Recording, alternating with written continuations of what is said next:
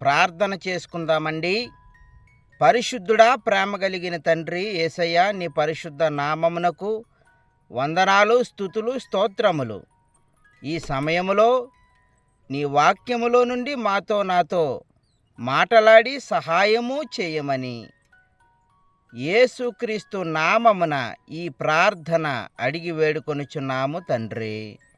ఆమేన్. ద్వితీయోపదేశ కాండము 5వ అధ్యాయము 10వ వచనంలో, నన్ను ప్రేమించి నా ఆజ్ఞలను గైకొని వారి విషయములో 1000 తరముల వరకు కరుణించువాడనై ఉన్నాను.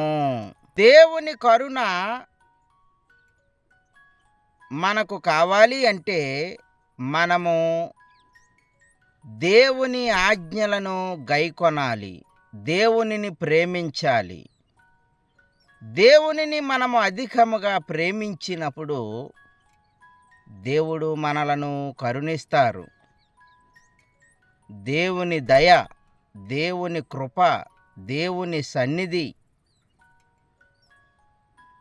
దేవుని ఆలోచనలు కూడా మనకు దొరుకుతాయి.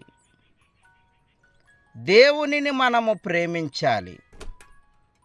దేవుడు మనలను ఎలాగూ ప్రేమించారు అంటే, శాశ్వతమైన ప్రేమతో నేను నిన్ను ప్రేమించుచున్నాను